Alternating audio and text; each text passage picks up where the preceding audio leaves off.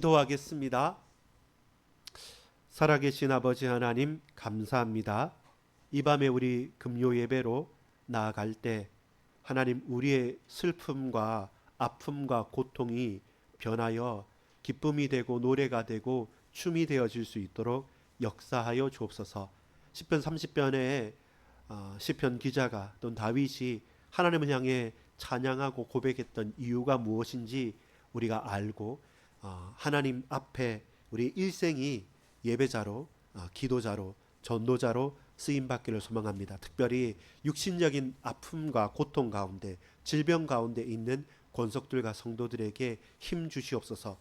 혹 직장과 또 삶의 공고한 문제 때문에 경제적인 문제 때문에 여러 가지 인간관계 때문에 여러 얽히고 설킨 실타래가 묵혀 있다면 주께서 풀어주시고 주께서 영광 받아주시고 이를 통해 하나님의 은혜를 더욱더 간구하는 예배자가 되어질 수 있도록 우리 주님 역사해 주옵소서. 이 밤에도 주님 홀로 영광 받아 주옵소서. 예수 그리스도 이름으로 간절히 기도합니다. 아멘. 여러분 반갑습니다. 오늘 저녁에 우리가 함께 나눌 말씀은 시편 30편 1절부터 12절까지의 말씀입니다. 제목을 한번 같이 보겠습니다. 제목이 뭡니까? 따라합시다. 춤추는 예배자. 자, 이 구절이 어디에 나오냐면 요절입니다. 11절을 한번 같이 볼까요? 11절 30장 11절입니다. 30편 11절입니다. 시편 30편 11절 같이 읽습니다. 시작. 주께서 나의 슬픔이 변하여 내게 춤이 되게 하시며 나의 베옷을 벗기고 기쁨으로 띠우셨나이다. 아멘. 그렇죠. 슬픔이 변하여서 내게 춤이 되게 했다. 그리고 베옷을 입었다는 건 뭐예요? 상복이잖아요.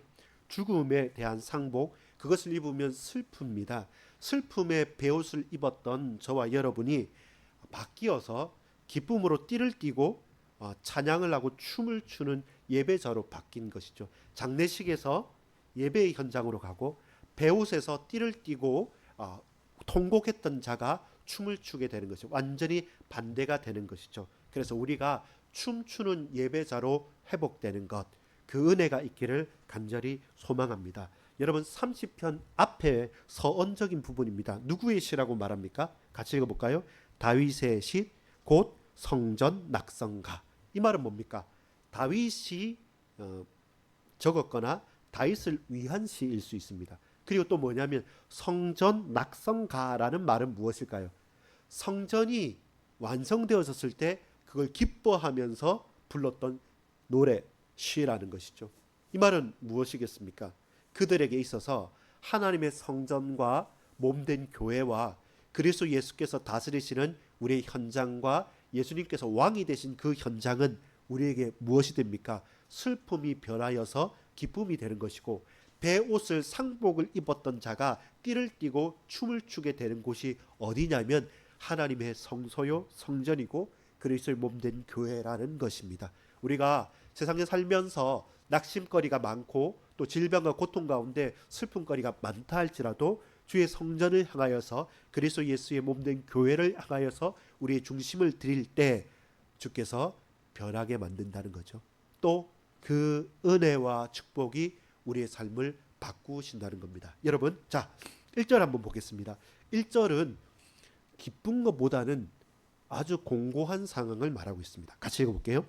여호와여 내가 주를 높일 것은 주께서 나를 끌어내사 내 원수로 하여금 나로 말미암아 기뻐하지 못하게 하심이니이다. 이 말은 뭐겠습니까? 조금 이상하잖아요.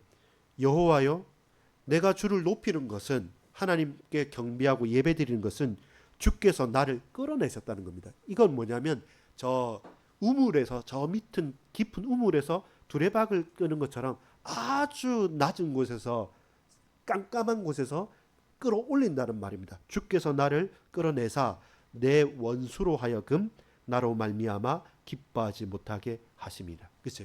하나님께서 우리를 끌어내 주셔야지만 원수가 나로 향하여 그의 밥이 되고 그의 조롱거리에서 벗어나게 되는 거죠. 원수로 하여금 나로 말미암아 기뻐하지 못하게. 그래서 원수의 기쁨은 뭡니까? 우리의 슬픔과 우리의 고통인 거죠. 우리가 슬프고 고통스러워할 때 그 원수들은 기뻐하는 거죠. 그래서 더 이상 우리의 원수들이 저 계곡 깊은 곳에 우물 아래에서 내가 소리치는 걸로 기뻐하던 그 원수들이 기뻐하지 못하도록 그 깊은 수렁에서 우리를 건져내고 끌어내는 거죠. 한번 그 상상해 보십시오. 지하실에 아무도 없는 곳에 문이 잠겼고 또 불도 꺼졌고 너무 춥고 고통스럽습니다. 소리쳐도 누구도 들어주지도 않고 내가 이제는 죽었구나, 살 소망이 없구나 라고 하는데, 그때 문을 열고 환하게 후레쉬를 붙이면서 누가 들어와서 나를 건져줬다. 그때의 열망이라고 보십시오. 다른 것이죠. 여러분 2절 보겠습니다. 여호와 내 하나님이여 내가 주께 부르짖음에 나를 고치셨나이다. 자, 오늘 본문에 보면 이런 거예요. 이 원수가 어떻게 기뻐했냐면, 내가 저 깊은 수렁에 빠져 있잖아요. 그 깊은 수렁에 빠졌다는 것이 어떤 거냐면, 주로 중요한 것은 뭐냐면 육신의 고통이었던 거 아세요? 질병, 불치병이나 아주 심각한 질병에서 이것은 내가 죽었다, 너는 예수 믿는다 하고, 너는 하나님의 자녀라 하고, 너는 복음 붙잡았다 하고, 너는 하나님께서 지키신다고 하는데 왜 너는 이런 질병에 걸렸느냐라고 하면서 원수가 조롱하고 비난하지 않습니까? 근데 내가 질병에 걸렸고 도대체 살 소망이 없고 너무 아프잖아요. 그러니까 나도 아우성칠 수밖에 없습니다. 바로 그때 하나님께서 그 깊은 질병과 고통의 수렁에서 저와 여러분을 건져내신 거죠. 저 바닥에서 우리를 건져내신 거죠. 그러니까 원수들이 더 이상 조롱하지 못하고 기뻐하지 못하고 하나님께서 저와 여러분을 고치시는 거죠. 결국 질병이 걸린 자에게 해방은 뭡니까? 고침이에요. 너무 가난한 자에게, 배고픈 자에게는 뭡니까? 음식과 돈이 필요한 것이죠. 우리의 공핍과 우리의 부족한 것에서 하나님께서 채워주시는 것이죠. 그것을 시편 기자는, 다윗은 바라보는 것입니다. 여러분 어떤 상태냐면 그 공고한 상태가 3절에 보면 여호와여 주께서 내 영혼을 수월에서 끌어내어 나를 살리사 무덤으로 내려가지 아니하게 하셨나이다. 거의 이거예요. 내려가 있는 곳에서 저 바닥에서 나를 건지는데, 그 바닥이 어떤 바닥이냐면 육신의 큰 병, 질병, 마치 무덤에 들어간 것처럼. 나중에 11절도 베옷을 입었다잖아요. 장례식복을, 예복을 입은 것처럼. 이것은 단순한 조금 다쳤다 혹은 실수를 해서 긁혔다, 약을 바르고 깁스를 한다는 이런 게 아니라, 이것은 망했다, 소망이 없다, 약으로도 의사로도 어떤 것으로 할 수 없고, 나는 예수 잘 믿는다 했는데 왜 다른 사람이 걸리지 않는 병에 걸리고 다른 사람이 당하지 않는 이 고난을 당하느냐라고 하면서 저 대적들이 저와 여러분을 비난하고 힐난하고 고통스럽게 하는 겁니다. 그때 내가 할 수 있는 것은 사람에게, 약에게, 의사에게, 돈에게 의지하는 것이 아니라 이 죽음의 수렁에서는 하나님만이 나를 구원할 수 있습니다 라고 하면서 하나님께 간구하는 거죠. 그래서 첫 번째입니다. 이것이 뭐냐면 6절까지 5절까지 보면 육신의 회복이 필요한 겁니다. 우리의 필요를 하나님께서 채워주셔야 됩니다. 단순하게 내가 노력하고 누구에게 도움을 받아서 할 수 있는 그런 게 아닙니다. 이건 절대 불가능한 아주 심각한 근원적인 영적인 문제에 빠져 있는 상태, 그리고 도저히 나아질, 살아날 소망이 없는 상태, 그때 하나님을 간구하는 거죠. 여러분 제가 지난번에 요로교석 때문에 한번 가보는데 그 응급실에 갔잖아요. 근데 놀란 건 뭐냐면 숨쉬기도 힘들고 땀도 나고 앉아 있을 수도 없고 누울 수도 있고 엎드릴 수도 없고 그냥 이상하게 이렇게 있어야 돼요. 소변은 나오지 않죠. 토할 것 같죠. CT 찍는다고 주사는 막 몇 번 하면서 또 찔려지죠. 그리고 무슨 약품도 넣으니까 메스껍기도 하죠. 아니 뭔가 싶을 만큼 이 몽롱해지기까지 하죠. 그때 다른 생각이 나지 않습니다. 이렇게 어떻게 살지? 이게 너무 힘들다라고 할 때는 그냥 헉헉 소리밖에 나오지 않죠. 그때 그 상태가 여러분 몇 분 혹은 몇 시간이 아니라 며칠, 몇 날 며칠, 그리고 몇 달, 몇 년을 계속한다 하십시오. 그건 사람이 사는 게 아니겠죠. 그만큼 깊은 수렁에 있을 때 오로지 하나밖에 없죠. 이건 그 누구도 해결할 수 없기 때문에 차라리 욥의 아내가 욥에게 말한 것처럼 당신 하나님을 원망하고 죽어버려라. 그게 차라리 당신이 사는 길이다. 그렇게 고통을 당하지 말라 할 정도로 인간에게 육신의 일한 것은 단순한 게 아닙니다. 여러분 젊고 그리고 건강해서 모르겠지만 정말로 육신적인 고통이 탁 다가왔을 때는 아무 생각도 안 나고 원망조차도 할 수 없을 만큼 탁탁 거칠 그때 그 육신의 문제에서 해결할 자는 누구냐면 여호와 하나님밖에 없다는 것을 다윗은 말하는 거죠. 그래서 여러분 육신의 회복이 필요합니다. 우리 질병을 가지고 있거나 큰 병에 있거나 하는 분들을 위해서 기도해야 합니다. 저와 여러분 개인의 질병도 마찬가지겠지만 우리 교회 보면 젊어서 그 심각한 큰 병에 걸린 분들도 많았습니다. 그리고 또 거기에 대한 해결 그리고 또 하나님께서 해방시켜 주시고 치유해 주시고 회복시켜 준 증거도 또 있습니다. 우리 모두가 계속 이 언약 가운데 하나님께서 주신 일이 뭐겠습니까? 그러면 잘 보세요.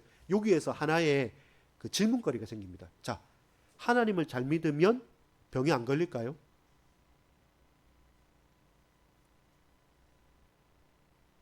하나님을 잘 믿고 성령 충만하면 아프지 않을까요? 물론 그런 경우도 있습니다. 성경에 돌에 맞는 스데반이 천사처럼 얼굴이 빛나게 되는 경우도 있습니다. 근데 일반적인 우리의 삶이란 것은 육신 자체는 뭐겠습니까? 우리 친구들은 여러분들은 점점 젊어집니다. 어렸다가 젊어지지만 20세 이상을 넘어가면서부터는 사람은 노화하게 되죠. 이제 성장하고 컸다가 다시 또한 노화하는 겁니다. 그렇다면 여러분 아무리 암의 권위자든 노벨 의학상을 받은 사람도 모두 다 단 한 사람도 빠짐없이 뭐합니까? 죽습니다. 죽음이라는 것은 하나님을 떠난 인간의 본질적인 한계고 죄의 결과이지만 그 자체가 우리에게 있어서 너는 나보다 나는 너보다 더 낫다고 할 수 있는 게 아닙니다. 누구나 사고를 당하거나 질병을 당해서 한 번 죽는 것은 사람에게 정하여 있는 것이기 때문에 질병과 죽음과 사망이라는 것이 무조건적인 상대적인 잘못됨 혹은 저주, 멸망 그렇지는 않습니다. 그러면 무엇입니까? 이 죽음과 이 절대절명의 위기 속에서 우리가 붙잡아야 될 것은 뭡니까? 무엇을 붙잡아야 됩니까? 하나님의 은혜를 사모하는 중요한 기회가 된다는 것입니다. 자, 여러분 보십시다. 우리 학교에서 친구를 만나요. 그리고 나하고 너무 친하게 지낸 친구들은 계속 또 만나고 싶고 또 이야기하고 싶지 않습니까? 근데 너무 친했는데 이해도 할 수 없는 기억도 나지 않는 어떤 일 때문에 이상하게 이렇게 저렇게 엇갈리면서 사이가 멀어졌어요. 근데 오해가 될 만큼 막 이상한 일들 사건들이 연달아 일어나다 보니까 서로가 너무 오해가 가지고 너무 친했던 만큼 더 크게 철천지 원수가 됐어요. 그럼 어떻게 되겠습니까? 우리가 안 보면 되지 하고 피할 수 있습니다. 그런 경우가 생깁니다. 근데 그러면 마음은 편하죠. 좀 고통스럽겠지만 학년이 바뀌거나 그다음에 그 친구하고 다니던 같은 학원도 끊어버리고 혹은 보지 않고 다른 길로 가면 그것은 점점 멀어지기 때문에 회피할 수 있습니다. 자, 근데 여러분 질병은 우리가 회피하기 쉽습니까? 어렵습니까? 아픈 거예요. 고통은 있는 겁니다. 예수 믿으나 믿지 않으나 고통을 느끼는 상대적인 게 있겠지만 아픈 겁니다. 육신의 고통이란 건 그렇게 쉽지 않은 것입니다. 자, 그런데 여러분 이 기회가 뭐냐면 하나님의 은혜를 간구하는 기회가 되는 거죠. 그게 바로 육신의 회복이 육신의 회복으로만 끝나지 않고 찬양의 회복으로 연결되는 겁니다. 자, 5절까지는 이 고통 속에서 하나님께서 우리를 건지셨다는 거잖아요. 근데 이렇게 끝나는 것이 아니라 이 시편 기자는 뭐냐면 단순하게 육신의 회복에서 끝나지 않고 이 육신의 회복이 하나님의 은혜를 간구하는 쪽으로 나갔다는 겁니다. 자, 아까 예를 들었죠. 친구를 사랑하는 마음이 있지 않으면 그 영혼을 불쌍히 여기는 마음을 잊지 않으면 그냥 놔버리면 됩니다. 안 봐. 안 보면 되죠. 편하죠. 근데 그 오해와 그 고통과 그 갈등을 온몸으로 감싸서 하나님 나를 불쌍히 여겨주시고 저 영혼을 불쌍히 여기셔서 그에게 구원의 은혜가 임하고 우리가 함께 하나님의 백성으로 살 수 있도록 구원의 기회가 되게 역사에 주옵소서 기도하면 어떻습니까? 아파요. 안 보면 끝낼 수 있잖아요. 안 보면 끝낼 수 있는데 그 영혼을 위해서 기도하고 오해했지만 그 모멸감을 가지고 가서 다시 설득하고 또 머리를 조아리고 굳이 그럴 필요 없는데 그렇게 할 때 뭐가 있습니까? 하나님의 은혜를 간구하게 되는 거죠. 인간관계도 그렇습니다. 안 보고 말아 이라고 버리면 하나님 은혜가 필요 없어요. 그게 세상의 방법입니다. 근데 하나님의 방법은 뭐냐면 굳이 그렇게 안 해도 됨에도 불구하고 그 고난의 길을 가는 겁니다. 그 고난의 길을 갈 때 무작정 당한다고 생각하지 마십시오. 뭐가 필요하냐면 하나님의 은혜로 가는 겁니다. 저들은 모릅니다. 저들은 모르고 그 영혼도 모릅니다. 근데 하나님 나는 압니다. 예수님께서 그렇게 하셨어요. 예수님께서 십자가 지실 때 백성들과 그 무리들과 제자들에게 다 말씀을 하시고 기적을 일으켰지만 그들은 어떻게 했습니까? 예수님을 저버렸습니다. 배반했습니다. 도망갔습니다. 그러면 예수님께서 능력이 없으신 분입니까? 기적을 일으키시는 분인데요. 초자연적인 능력을 행하시는 분인데 근데 왜 가만히 계십니까? 왜 당합니까? 이 잔을 내게서 예수님께서 기도하지 않습니까? 이 잔을 내게서 저버린다. 피하고 싶다. 근데 그 잔을 예수님께서 받으시는 거잖아요. 왜냐 하나님의 뜻과 계획이 거기 있으니까. 그래서 땀이 피가 되도록 기도를 하시는 것이죠. 하나님의 은혜가 언제 일어나겠습니까? 우리의 질병 가운데 그 질병을 좋은 약과 좋은 의사와 또 어떤 다른 방법으로 어떻게든 해결을 하고 나았다라는 것으로 해결하는 것이 아니라 그 질병을 온몸으로 감싸 안으면서 하나님, 인간이 이렇습니다. 내가 이 육신 하나, 내 몸속에 생긴 몇 센치 되는 그 암덩어리 혹은 내가 이런저런 이 조그만 관에 막힌 돌멩이 한기 때문에 이렇게 고통스러운데 하나님 이 육신이 하나님께서 만지시고 한 시간도 단 하루도 붙들어 주지 않으신다면 나는 살 수 없는 인간인데 내가 놓쳐버렸습니다. 내가 몰랐습니다. 까먹었습니다. 나는 그대로 잘 사는 줄 알았습니다. 하나님 아닙니다. 내가 하나님의 은혜가 필요합니다. 라고 하면서 하나님의 은혜를 간구하게 되는 거죠. 그런 기회가 되는 겁니다. 한 영혼과 그 내 삶의 일들 속에서도 세상의 방법들은 좋은 것만 하고 싫은 건 피해버려. 왜 그래? 라고 하지만 그 모멸하고 그 우리를 핍박하는 그 한 영혼을 위해서 구원을 위해서 간구할 때 내 능력으로 안 되잖아요.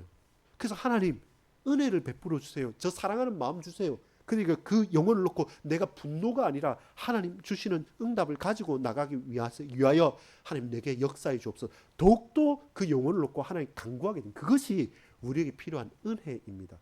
문제와 사건과 고통을 만날 때 그걸 외면해 버리고 그냥 눈 감아 버리고 피해 버린다고 능사가 아니라 우리는 더욱더 그럼에도 불구하고 더욱더 무릎 꿇고 더욱더 하나님께 엎드리는 것은 뭡니까? 그 영혼을 내 가슴에 안고 고통하고 울고 울면서 그래서 하나님의 은혜가 내게 필요합니다 라고 고백하는 거죠. 그래서 이 질병을 놓고 하나님께 나아가는 것입니다. 여러분 6절 볼까요? 내가 형통할 때 말하기를 영원히 흔들리지 아니하리라 하였도다. 이거 좋을 때예요.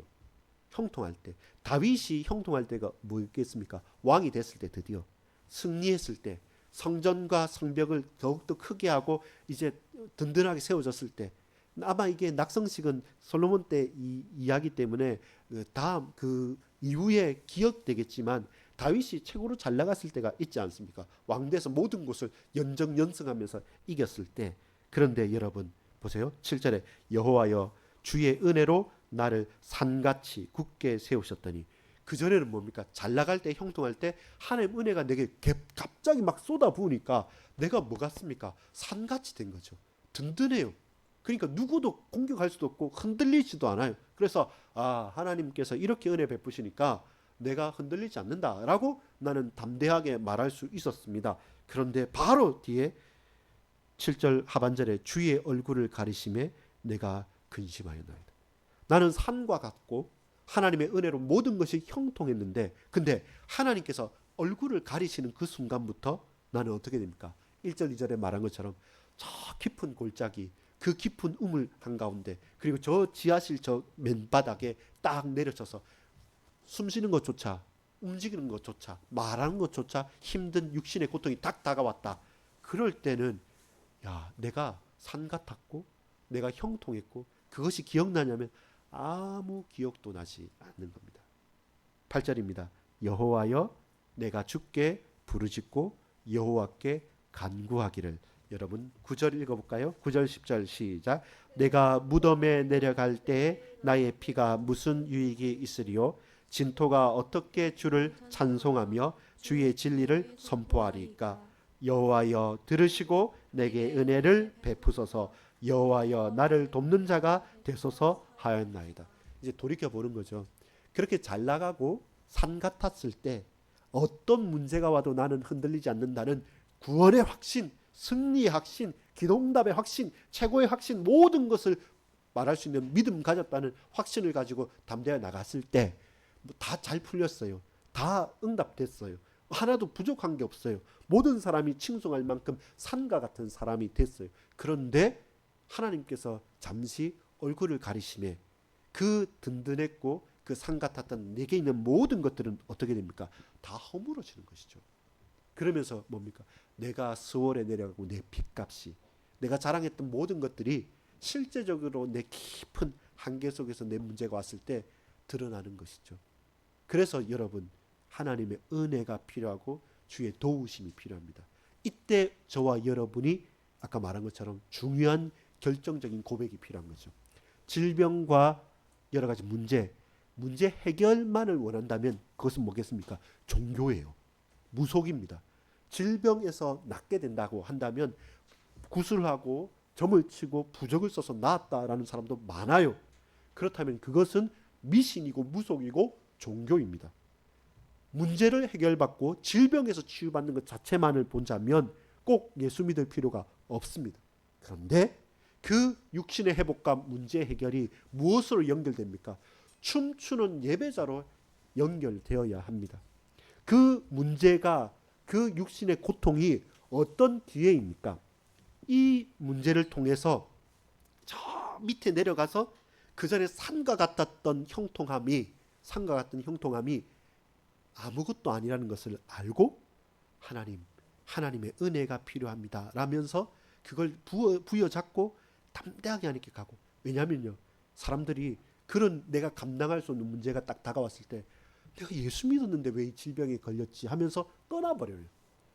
왜 예수님 앞에 기도하고 헌금도 하고 훈련도 받았는데 왜 내게는 이런 고통이 계속 풀리지 않습니까? 왜 이렇게 직장도 되지도 않고 사업도 되지도 않고 문제는 계속됩니까?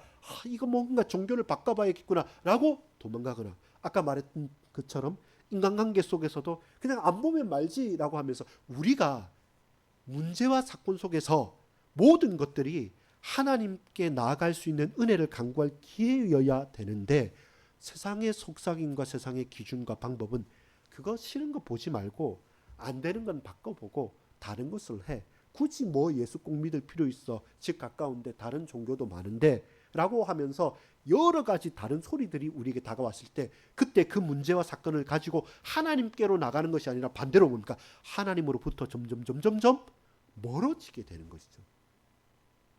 우리에게 고통과 문제의 모든 사인은 이것을 통해서 온 몸과 마음으로 딱 부여잡으면서 하나님의 은혜를 간구하게 만들어주는 은혜의 기회, 축복의 기회가 되면 그것은 백약보다 더 단 것이 되는 것이죠. 백약이 무효한 것이 아니라 백약이 필요하지 않을 정도로 확실한 은혜를 우리가 간구할 수 있는 겁니다. 그러면 바로 이때 여러분, 육신의 회복만으로 감사하고 끝났다면 종교와 무속과 미신이지만, 우리가 회복되어지고 우리가 응답받았을 때 보세요. 10절에 여호와여 들으시고 내게 은혜를 베푸소서. 여호와여 나를 돕는 자가 되소서 하였나이다. 이 고백 속에 하나님께서 내게 육신의 치유와 회복을 주셨어요.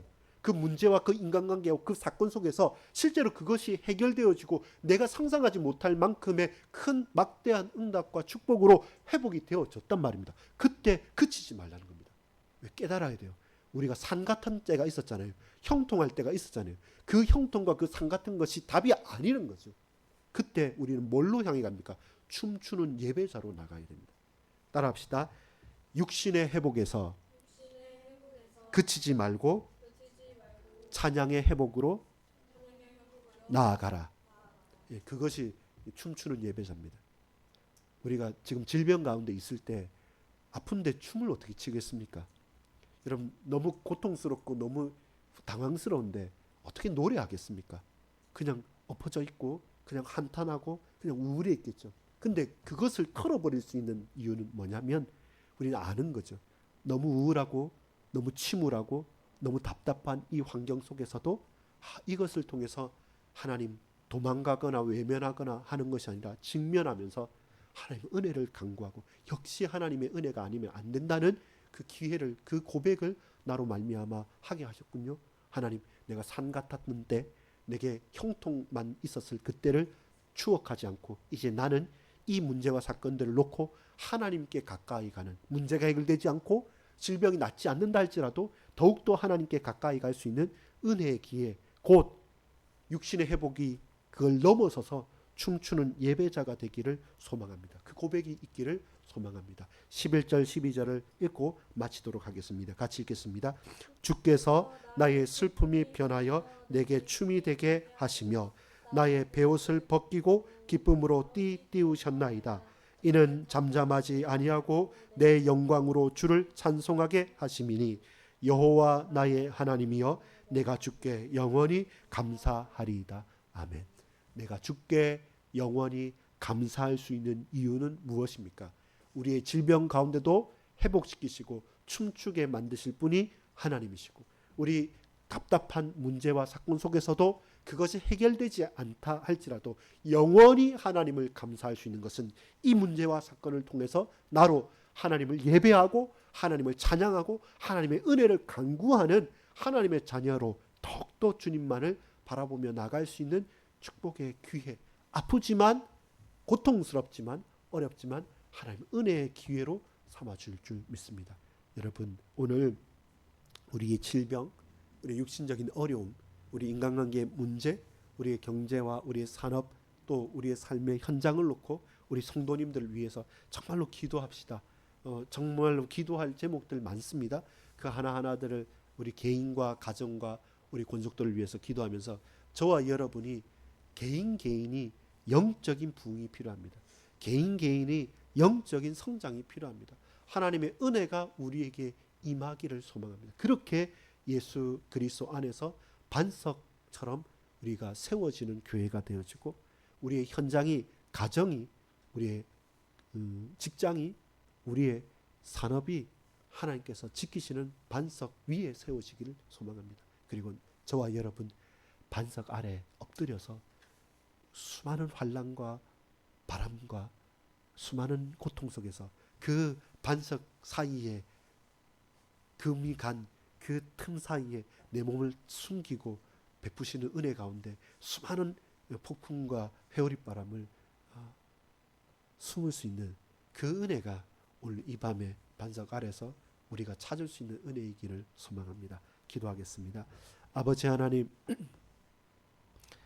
육신의 고난과 고통 속에 누구에게도 말할 수 없는 환난과 문제 속에서도 우리가 원수와 과거를 추억하는 것이 아니라 낙심과 상처를 되새기는 것이 아니라 나로 춤추게 하시는 하나님, 그 회복을 넘어서 예배자로, 춤추는 예배자로 우리 인생이 더욱더 하나님을 바라고 은혜의 기회로 삼을 수 있는, 문제 해결이 아니라 그 이전에 하나님께 가까이 나갈 수 있는 은혜의 기회로 삼을 수 있도록 주여, 주께서 우리의 현장을, 내 개인을, 우리의 권속들을, 이 교회를, 이 지역들을 주님 붙들어 주옵소서. 하나님의 은혜가 아니면 살아갈 수 없사오니 주여 우리에게 은혜를 베풀어 주옵소서. 구주 예수 그리스도 이름으로 간절히 기도 올리옵나이다. 아멘.